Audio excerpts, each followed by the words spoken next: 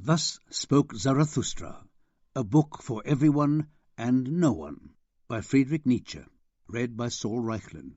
When Zarathustra was 30 years old, he left his home and the lake of his home and went into the mountains. Here he had the enjoyment of his spirit and his solitude, and he did not weary of it for 10 years.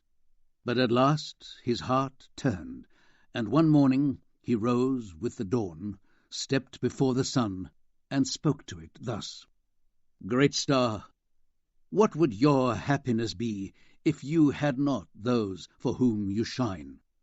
You have come up here to my cave for 10 years. You would have grown weary of your light and of this journey without me, my eagle, and my serpent. But we waited for you every morning, took from you your superfluity, and blessed you for it. Behold, I am weary of my wisdom, like a bee that has gathered too much honey. I need hands outstretched to take it. I should like to give it away and distribute it, until the wise among men have again become happy in their folly, and the poor happy in their wealth. To that end, I must descend into the depths, as you do at evening when you go behind the sea and bring light to the underworld too, superabundant star. Like you, I must go down, as men to whom I want to descend call it. So bless me then, tranquil eye, that can behold without envy even an excessive happiness. Bless the cup that wants to overflow, that the waters may flow golden from him, and bear the reflection of your joy over all the world. Behold, this cup wants to be empty again, and Zarathustra wants to be man again." Thus began Zarathustra's downgoing. 2. Zarathustra went down the mountain alone, and no one met him.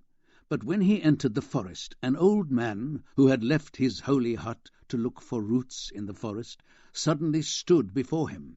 And the old man spoke thus to Zarathustra: "This wanderer is no stranger to me. He passed by here many years ago. He was called Zarathustra, but he has changed. Then you carried your ashes to the mountains. Will you today carry your fire into the valleys? Do you not fear an incendiary's punishment?"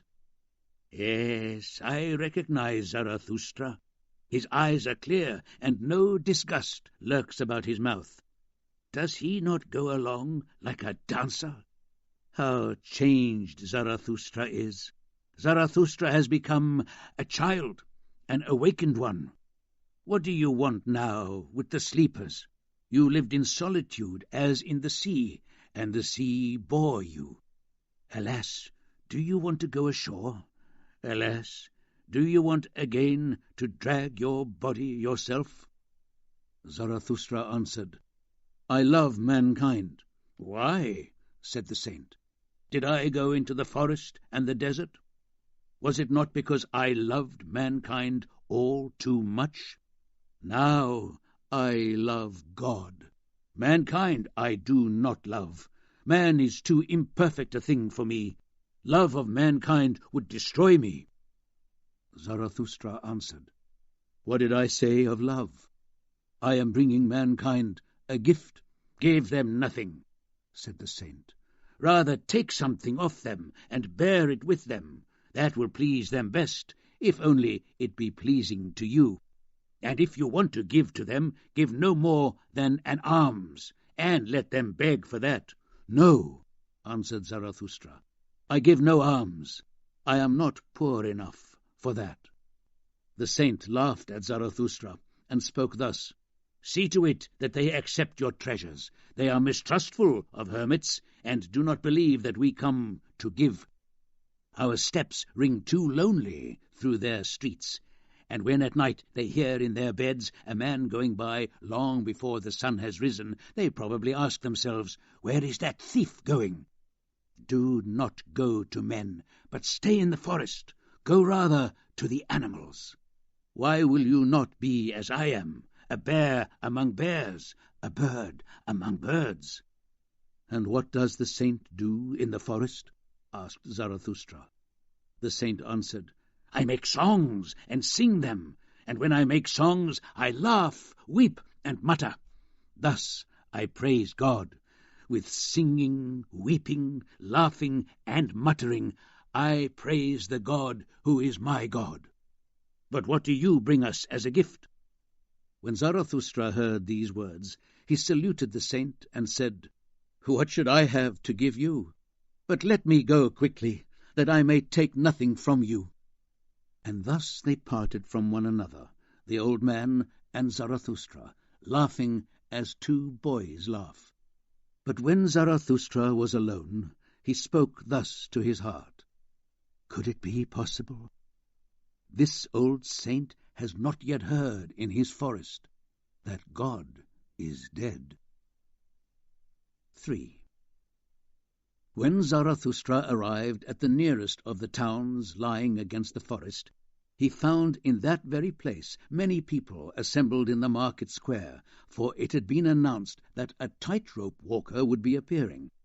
And Zarathustra spoke thus to the people, "I teach you the Superman. Man is something that should be overcome. What have you done to overcome him? All creatures hitherto have created something beyond themselves. And do you want to be the ebb of this great tide and return to the animals rather than overcome man? What is the ape to men, a laughing-stock or a painful embarrassment? And just so shall man be to the Superman, a laughing-stock or a painful embarrassment. You have made your way from worm to man, and much in you is still worm. Once you were apes, and even now man is more of an ape than any ape. But he who is the wisest among you, he also is only a discord and hybrid of plant and of ghost. But do I bid you become ghosts or plants? Behold, I teach you the Superman. The Superman is the meaning of the earth.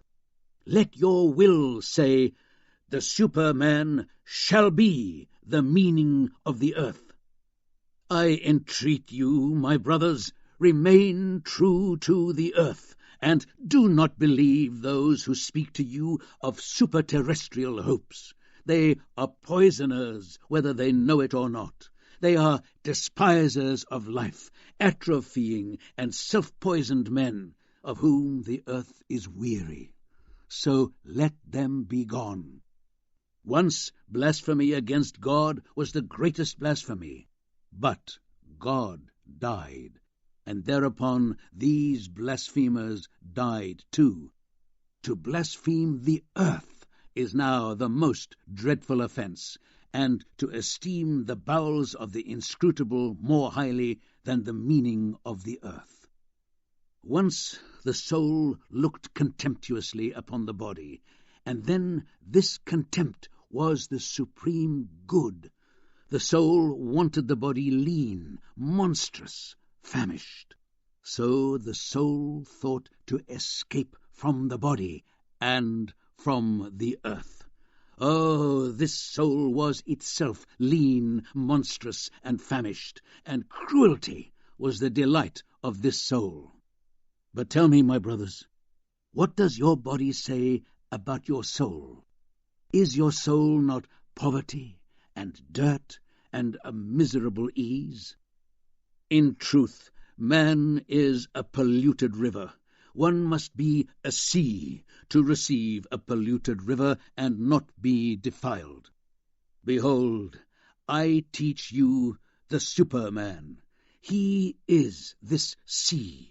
In him your great contempt can go under. What is the greatest thing you can experience? It is the hour of the great contempt, the hour in which even your happiness grows loathsome to you, and your reason, and your virtue too. The hour when you say, what good is my happiness? It is poverty, and dirt, and a miserable ease. But my happiness should justify existence itself. The hour when you say, "What good is my reason?" Does it long for knowledge as the lion for its food? It is poverty and dirt and a miserable ease. The hour when you say, "What good is my virtue?" It has not yet driven me mad. How tired I am of my good and my evil! It is all poverty and dirt and a miserable ease. The hour when you say, "What good is my justice?" I do not see that I am fire and hot coals, but the just man is fire and hot coals. The hour when you say, "What good is my pity?" Is not pity the cross upon which he who loves man is nailed? But my pity is no crucifixion. Have you ever spoken thus? Have you ever cried thus? Ah, that I had heard you crying thus! It is not your sin, but your moderation that cries to heaven. Your very meanness in sinning cries to heaven. Where is the lightning to lick you with its tongue? Where is the madness with which you should be cleansed? Behold, I teach you the Superman. He is this lightning. He is this madness. When Zarathustra had spoken thus, one of the people cried, "Now we have heard enough of the tightrope walker. Let us see him too." And all the people laughed at Zarathustra. But the tightrope walker, who thought that the words applied to him, set to work. 4. But Zarathustra looked at the people and marveled. Then he spoke thus: "Man is a rope fastened between animal and Superman, a rope over an abyss, a dangerous going across, a dangerous wayfaring, a dangerous looking back, a dangerous shuddering and staying still. What is great in man is that he is a bridge and not a goal. What can be loved in man is that he is a going across and a downgoing. I love those who do not know how to live except their lives be a downgoing, for they are those who are going across. I love the great despisers, for they are the great venerators and arrows of longing for the other bank. I love those who do not first seek beyond the stars for reasons to go down and to be sacrifices, but who sacrifice themselves to the earth, that the earth may one day belong to the Superman. I love him who lives for knowledge and who wants knowledge, that one day the Superman may live, and thus he wills his own downfall. I love him who works and invents, that he may build a house for the Superman, and prepare earth, animals, and plants for him, for thus he wills his own downfall. I love him who loves his virtue, for virtue is will to downfall, and an arrow of longing. I love him who keeps back no drop of spirit for himself, but wants to be the spirit of his virtue entirely. Thus he steps as spirit over the bridge. I love him who makes a predilection and a fate of his virtue. Thus, for his virtue's sake, he will live or not live. I love him who does not want too many virtues. One virtue is more virtue than two, because it is more of a knot for fate to cling to. I love him whose soul is lavish, who neither wants nor returns thanks, for he always gives and will not preserve himself. I love him who is ashamed when the dice fall in his favor, and who then asks, "Am I then a cheat?" For he wants to perish. I love him who throws golden words in advance of his deeds, and always performs more than he promised, for he wills his own downfall. I love him who justifies the men of the future and redeems the men of the past, for he wants to perish by the men of the present. I love him who chastises his God, because he loves his God, for he must perish by the anger of his God. I love him whose soul is deep, even in its ability to be wounded, and whom even a little thing can destroy. Thus he is glad to go over the bridge. I love him whose soul is overfull, so that he forgets himself, and all things are in him. Thus all things become his downfall. I love him who is of a free spirit and a free heart. Thus his head is only the bowels of his heart, but his heart drives him to his downfall.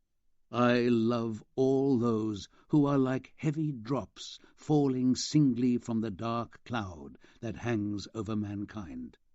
They prophesy the coming of the lightning, and as prophets they perish. Behold, I am a prophet of the lightning, and a heavy drop from the cloud. But this lightning is called Superman. 5. When Zarathustra had spoken these words, he looked again at the people, and fell silent. There they stand, he said to his heart. There they laugh. They do not understand me. I am not the mouth for these ears. Must one first shatter their ears to teach them to hear with their eyes? Must one rumble like drums and Lenten preachers? Or do they believe only those who stammer? They have something of which they are proud. What is it called that makes them proud? They call it culture. It distinguishes them from the goatherds. Therefore they dislike hearing the word contempt spoken of them. So I shall speak to their pride. So I shall speak to them of the most contemptible man, and that is the ultimate man. And thus spoke Zarathustra to the people. It is time for man to fix his goal. It is time for man to plant the seed of his highest hope. His soil is still rich enough for it, but this soil will one day be poor and weak. No longer will a high tree be able to grow from it. Alas, the time is coming when man will no more shoot the arrow of his longing out over mankind, and the string of his bow will have forgotten how to twang. I tell you, one must have chaos in one to give birth to a dancing star. I tell you, you still have chaos in you. Alas, the time is coming when man will give birth to no more stars. Alas, the time of the most contemptible man is coming, the man who can no longer despise himself. Behold, I shall show you the ultimate man. What is love? What is creation? What is longing? What is a star? Thus asks the ultimate man, and blinks. The earth has become small, and upon it hops the ultimate man, who makes everything small. His race is as inexterminable as the flea. The ultimate man lives longest. We have discovered happiness, say the ultimate men. They have left the places where living was hard, for one needs warmth. One still loves one's neighbor and rubs oneself against him, for one needs warmth. Sickness and mistrust count as sins with them. One should go about warily. He is a fool who still stumbles over stones or over men. A little poison now and then, that produces pleasant dreams, and a lot of poison at last for a pleasant death. They still work, for work is entertainment, but they take care the entertainment does not exhaust them. Nobody grows rich or poor any more. Both are too much of a burden. Who still wants to rule? Who obey? Both are too much of a burden. No herdsman and one herd. Everyone wants the same thing. Everyone is the same. Whoever thinks otherwise goes voluntarily into the madhouse. Formerly all the world was mad, say the most acute of them, and blink. They are clever, and know everything that has ever happened. so there is no end to their mockery. They still quarrel, but they soon make up, otherwise indigestion would result. They have their little pleasure for the day, and their little pleasure for the night, but they respect health. We have discovered happiness, say the ultimate men, and blink. And here ended Zarathustra's first discourse, which is also called the Prologue, for at this point the shouting and mirth of the crowd interrupted him. "Give us this ultimate man, O Zarathustra!" So they cried. "Make us into this ultimate man. You can have the Superman." And all the people laughed and shouted. But Zarathustra grew sad and said to his heart, "They do not understand me. I am not the mouth for these ears. Perhaps I lived too long in the mountains, listened too much to the trees and the streams. Now I speak to them as to goatherds.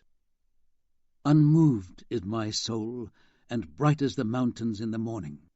But they think me cold and a mocker with fearful jokes. And now they look at me and laugh, and laughing, they still hate me. There is ice in their laughter." 6. But then something happened that silenced every mouth and fixed every eye. In the meantime, of course, the tightrope walker had begun his work.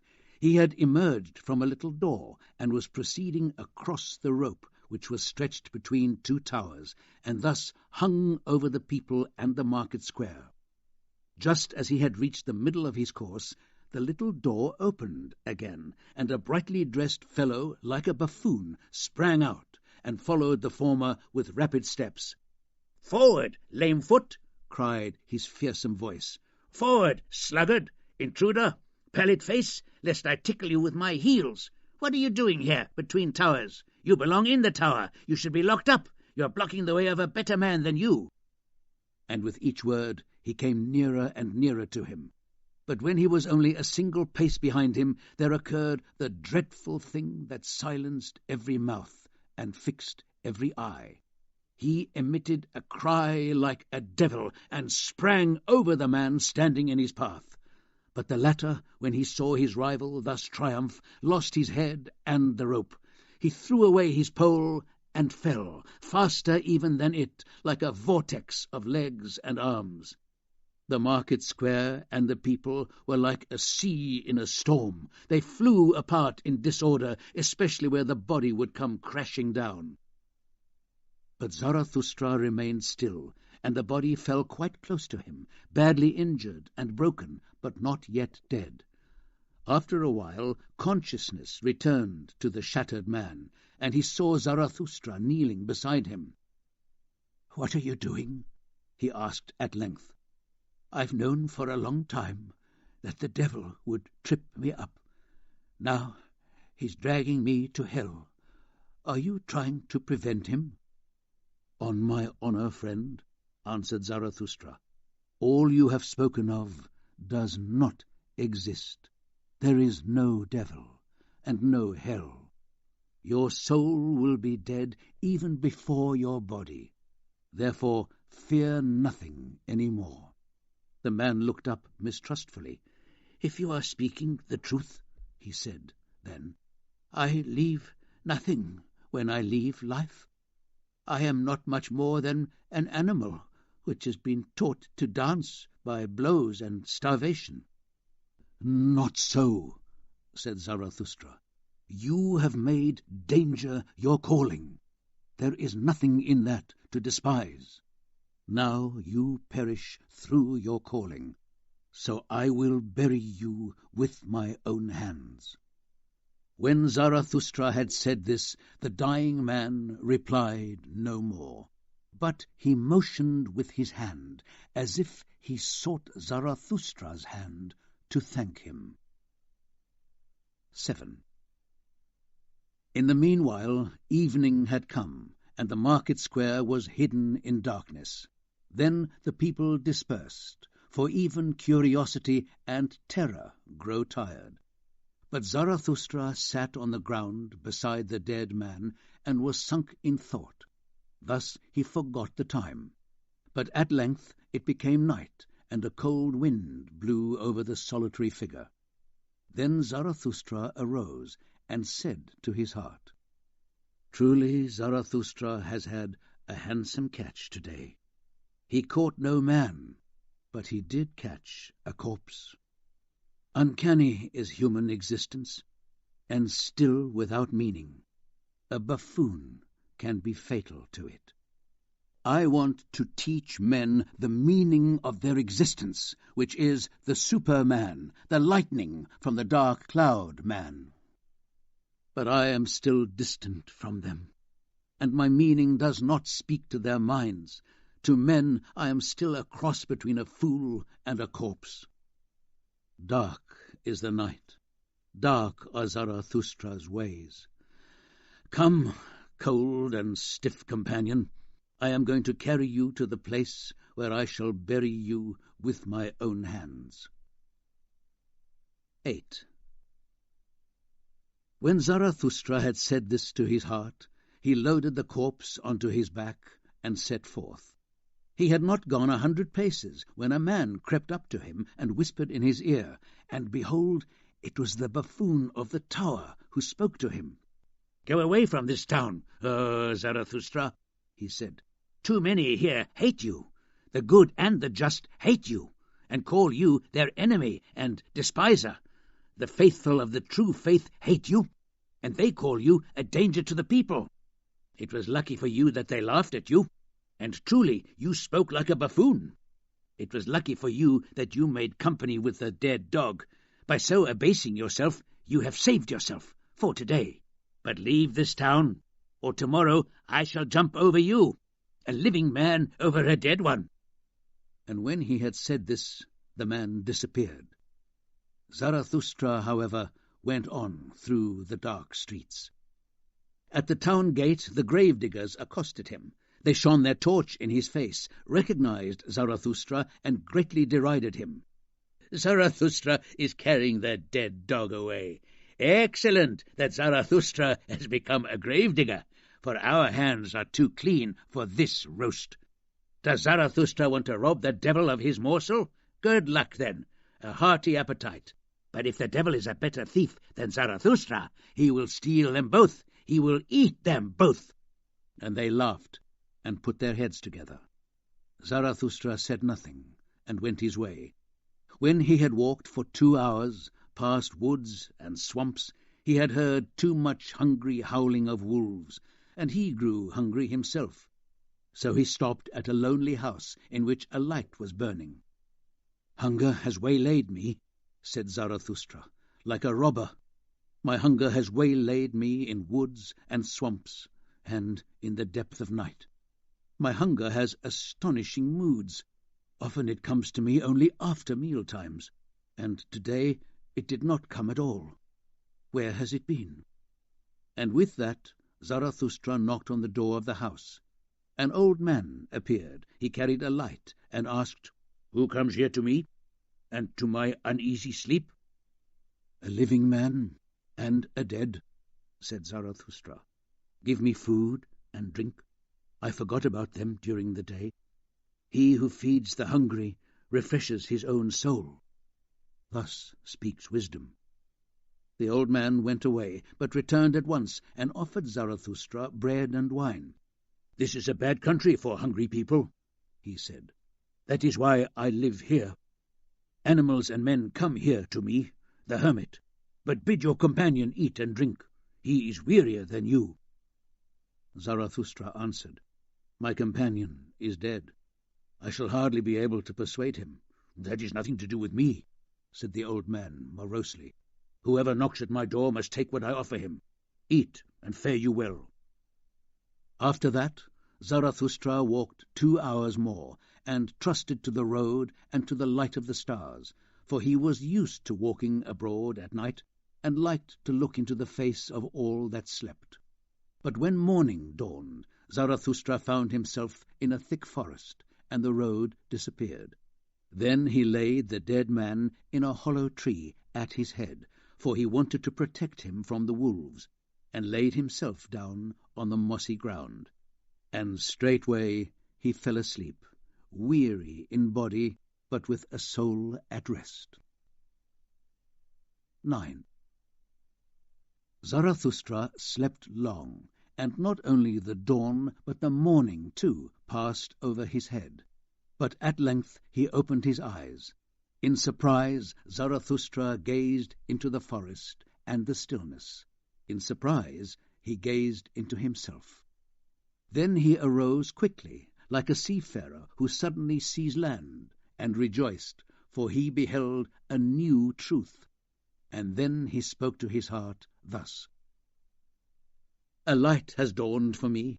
I need companions, living ones, not dead companions and corpses which I carry with me wherever I wish.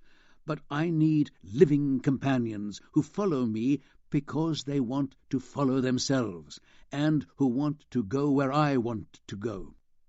A light has dawned for me. Zarathustra shall not speak to the people, but to companions. Zarathustra shall not be herdsman and dog to the herd. To lure many away from the herd, that is why I have come. The people and the herd shall be angry with me. The herdsmen shall call Zarathustra a robber. I say herdsmen, but they call themselves the good and the just. I say herdsmen, but they call themselves the faithful of the true faith. Behold the good and the just. Whom do they hate most? Him who smashes their tables of values, the breaker, the law-breaker. But he is the Creator. Behold the faithful of all faiths. Whom do they hate the most? Him who smashes their tables of values, the breaker, the law-breaker. But he is the Creator. The Creator seeks companions, not corpses or herds or believers. The Creator seeks fellow creators, those who inscribe new values on new tables. The Creator seeks companions and fellow harvesters, for with him everything is ripe for harvesting. But he lacks his 100 sickles, so he tears off the ears of corn and is vexed. The Creator seeks companions, and such as know how to whet their sickles. They will be called destroyers and despisers of good and evil, but they are harvesters and rejoicers. Zarathustra seeks fellow creators, fellow harvesters, and fellow rejoicers. What has he to do with herds and herdsmen and corpses? And you, my first companion, fare you well. I have buried you well in your hollow tree. I have hidden you well from the wolves. But I am leaving you. The time has come. Between dawn and dawn, a new truth has come to me. I will not be herdsman or gravedigger. I will not speak again to the people. I have spoken to a dead man for the last time. I will make company with creators, with harvesters, with rejoicers. I will show them the rainbow and the stairway to the Superman. I shall sing my song to the lone hermit and to the hermits in pairs, and I will make the heart of him who still has ears for unheard-of things heavy with my happiness. I make for my goal. I go my way. I shall leap over the hesitating and the indolent. Thus may my going forward be their going down. 10. Zarathustra said this to his heart as the sun stood at noon. Then he looked inquiringly into the sky, for he heard above him the sharp cry of a bird. And behold, an eagle was sweeping through the air in wide circles, and from it was hanging a serpent, not like a prey, but like a friend, for it was coiled around the eagle's neck. "It is my animals," said Zarathustra, and rejoiced in his heart. The proudest animal under the sun, and the wisest animal under the sun. They have come scouting. They wanted to learn if Zarathustra was still alive. Am I, in fact, alive? I found it more dangerous among men than among animals. Zarathustra is following dangerous paths. May my animals lead me."